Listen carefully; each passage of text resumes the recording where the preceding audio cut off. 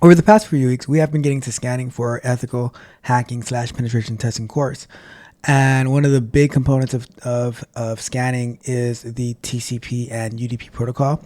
So I promised that we would look into and get a better breakdown of what TCP and UDP are. And today that's what we're going to do. Okay. So we're going to jump into what is TCP and what is UDP. Welcome to another episode of Software Explorations Concept and Overviews, hosted by your truly tech coach Ralph, where we are engineered to win. Let's jump into our presentation right now about understanding TCP and UDP inside of ethical hacking and penetration testing.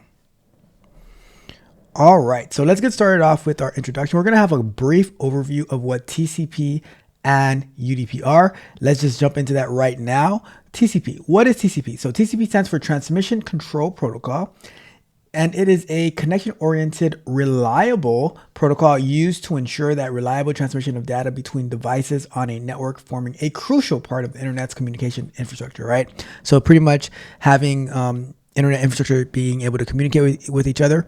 It is connection-oriented. So before data transmission, TCP establishes a connection between the sender and the receiver, ensuring a reliable path for communication. So basically it does a preliminary call, says, hey, I want to connect to you, and the receiver says, yes, we're allowed to talk. Oh, I'm good to talk to you. And now the connection is made. All right. So it has reliable delivery. TCP guarantees that data is delivered in the correct order and without any errors, using mechanisms like retransmission and acknowledgement. So it says, hey, I want to send this message. Okay, go ahead and send it. It sends it. It says, okay, cool, I got it. And we are able to keep moving. All right. So part of TCP's IP, part of TCP/IP suite, TCP works in conjunction with the Internet Protocol IP to form the TCP/IP protocol suite, which is the foundation of the Internet. It has a transport layer protocol. In the OSI model, TCP operates at the transport layer 4, handling the reliable transmissions of data between applications. That would be a great to get more insight from somebody who is in networking to get a better understanding of the OSI model and layer 4, how all of that stuff works, right? But how does it work? TCP breaks data into smaller packets, adds headers with sequence numbers and other information, and then sends them across the network. It then resembles the packets at the destination, ensuring that they arrive in the correct order and without any errors. So now we spoke about this three-way handshake thing, right? So TCP establishes a connection using a three-way handshake where the sender and the receiver exchanges synchronization (SYN) and acknowledgement (ACK) packages to ensure a connection is established. So that's the synchronization and the acknowledgement, those type of packets. Okay, so and when we were doing the scanning live, we were able to see the acknowledgement package. We were able to see the synchronization package. We're like, okay, that's interesting. But now we're getting a better breakdown of what exactly was happening during that. All right. So applications. TCP is used in a variety of applications, including web browsing, email, file transfers, and a lot more. Okay. So now let's jump into UDP. UDP is a user datagram protocol. Is a connectionless, unreliable protocol used for fast transmission across the network, prioritizing speed over guaranteed delivery.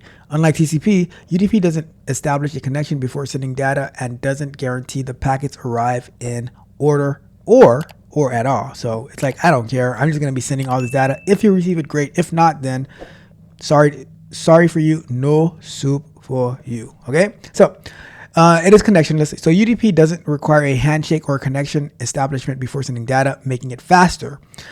It's unreliable though. UDP doesn't guarantee the data packets will arrive at their destination in the correct order or at all. So basically, if you need something that is guaranteed, safe, and secure, you want to use TCP.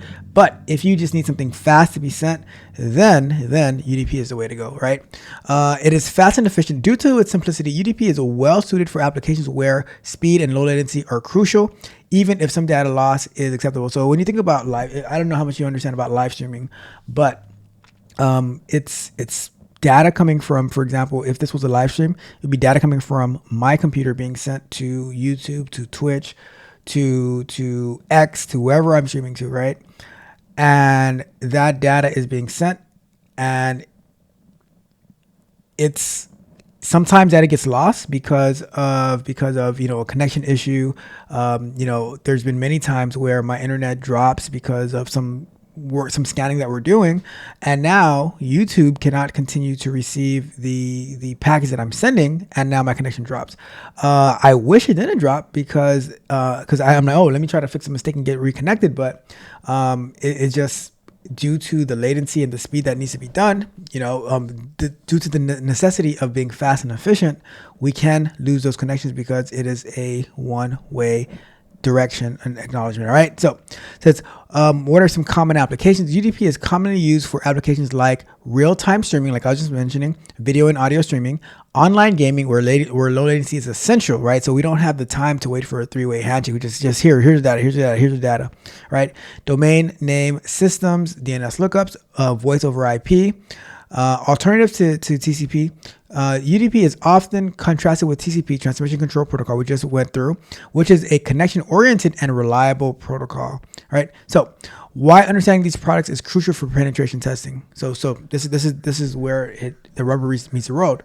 So, understanding the difference between TCP and UDP is crucial in penetration testing because it allows pen testers to identify and exploit vulnerabilities in network services and applications that rely on these protocols, enhancing their ability to assess security. So when we're doing scanning, right, we say, okay, what ports TCP are open, and then what ports UDP are open, and we know what those ports are, we can start to formulate our plan of attack.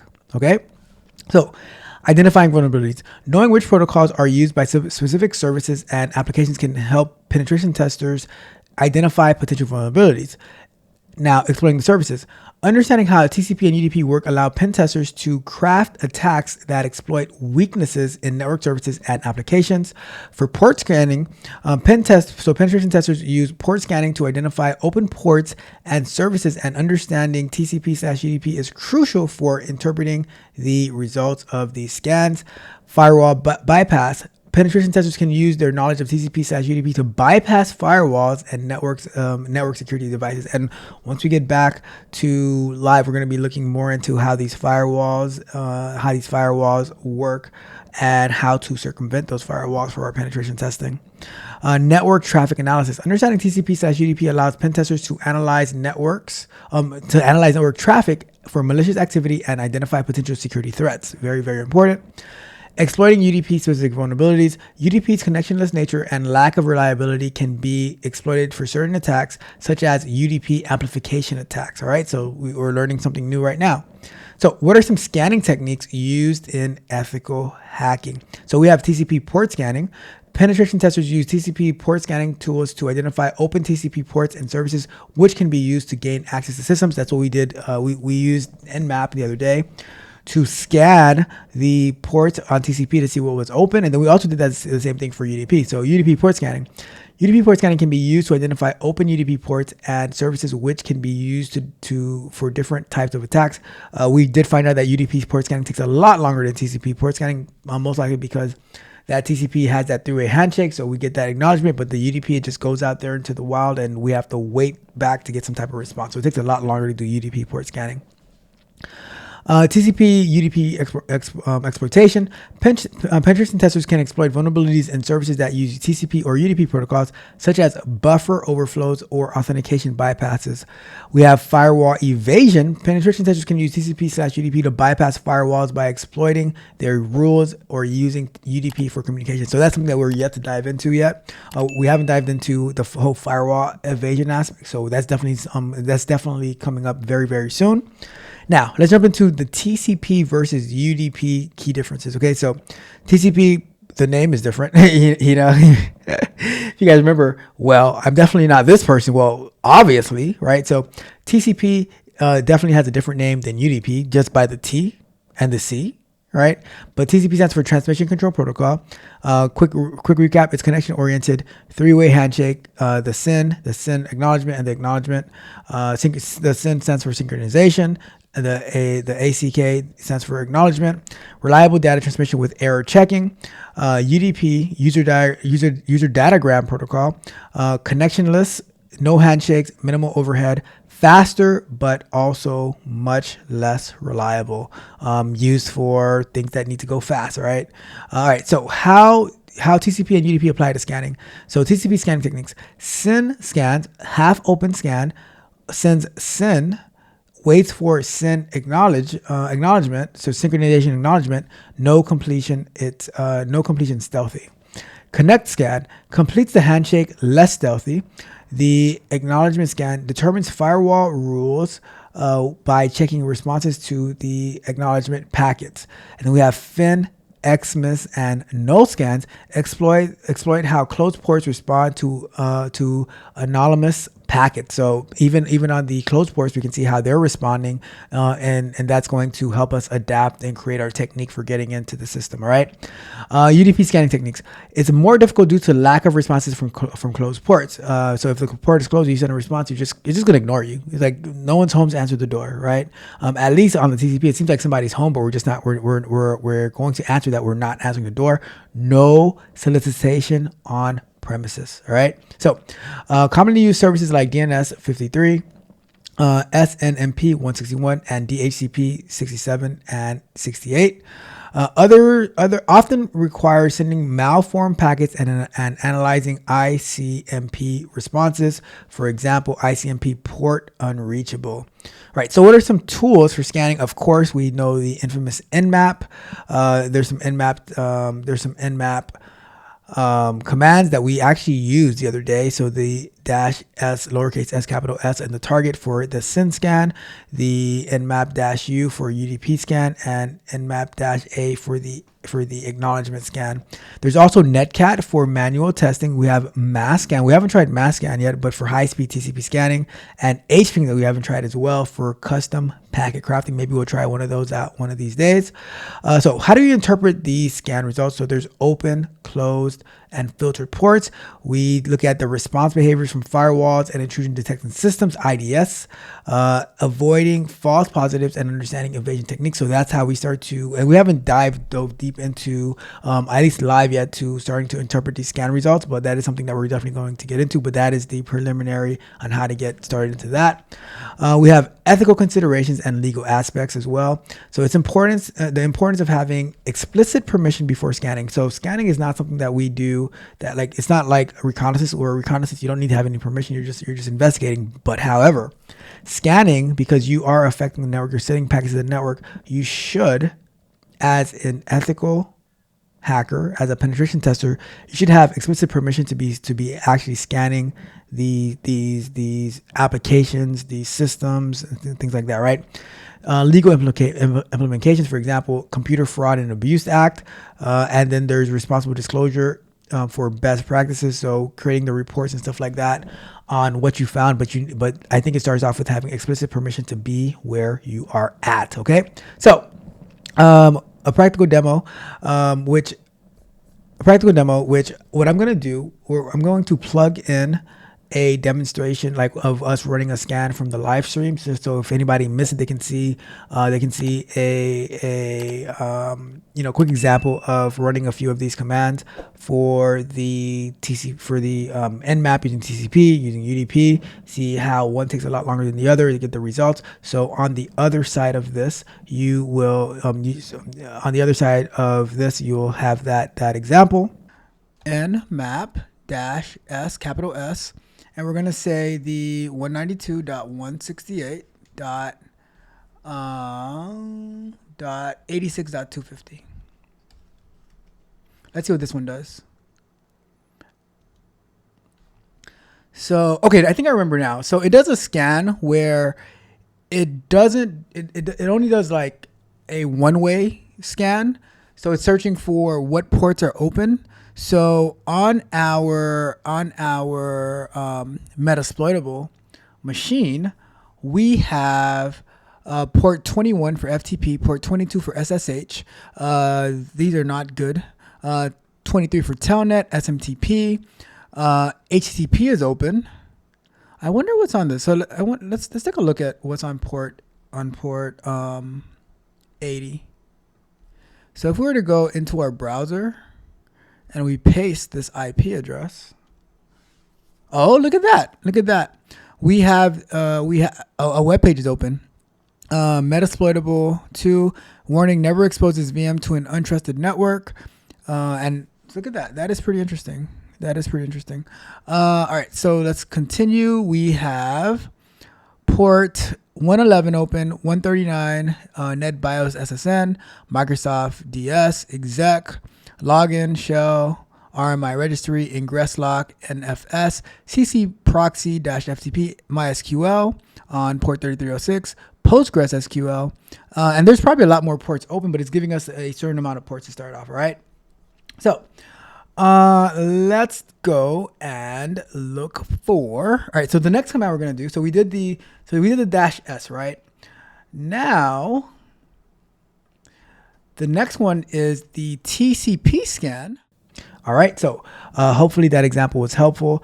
We're not going to jump into the analysis of captured packets with Wireshark because that will be done on stream, on a live stream. We haven't done that yet, but that is on our list of things to do. Wireshark is a very, very, very big part of penetration testing and ethical hacking. So that is something that we're going to. So not on this show, but in a live stream, we are going to be using Wireshark. We're going to be analyzing those captured packets as well. Okay. Let's see. All right. So, and that's it. That is it. We are here at the end. Let's do a quick recap of what we spoke about today.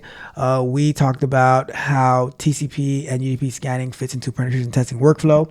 TCP. So we spoke about the TCP and the UDP, the TCP transmission control protocol, the UDP user datagram protocol, and how they all fit in. The TCP uses a three-way handshake, the sync acknowledgement, and the acknowledgement, while TCP is a connection that just goes one way, one direction. It's a lot faster and all of that good stuff, and we use all that data in order to be able to analyze our networks. And some recommended learning resources. Definitely check out the Nmap documentation, check out the pen test certification, and just Google searches. Right, a lot of this stuff I search on Google to get a better understanding and how to use it. You can use AI, whatever it is, to get a better understanding of how all this stuff works. All right, but with that being said, we're going to go back to our full screen as we wrap it up for today. Thank you guys so much for tuning in. I truly appreciate your time, for you to allow me to add value into your life. Hopefully you found this helpful. Hopefully you found this informative. Hopefully you learned a lot more about TCP and UDP, especially if you don't come from a networking background. I took networking in school 20 years ago, but I don't really remember none of this stuff. So this is helping me a lot as well. But with that being said, I'm going to get out of here. You guys have a great day. Do me a favor on your way out. Like the video, share the video, subscribe to the channel, hit the notification so you know every time we go live and drop new content, as well as go to techcoachrev.dev, where you can sign up to work with me one-on-one. If you need some additional guidance, some additional help in whatever it is that you need to do in your career, I will work with you. Just got to sign up to be a Tech Barbarian or a Tech Project member. But if you want exclusive content that is going to help you level up, how to organize your calendar, see how we work in a Scrum process, then just sign up for a Technical Explorer tier, and we can work together. We will learn together. I won't be able to work with you one-on-one, but we will definitely be able to learn together. You can join the Tech Coach Ralph Discord, and you can work with a group of people who are interested in learning the same thing that you're learning. All right. But with that being said, I'm going to get out of here. You guys have a wonderful rest of your week. This is Tech Coach Ralph. We are out.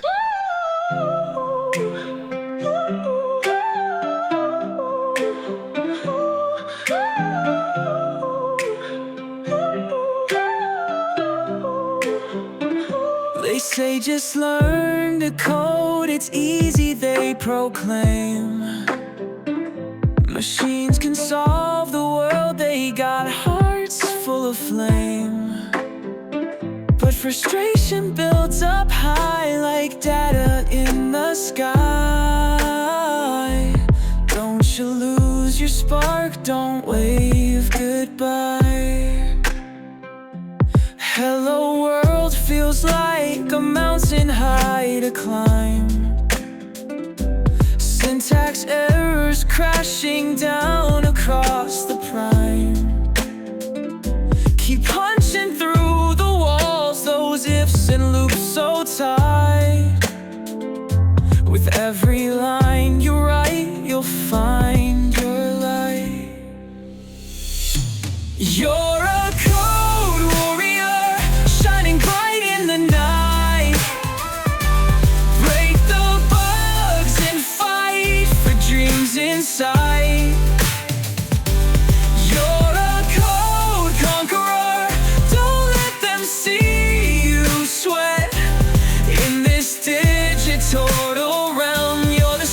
safest bet.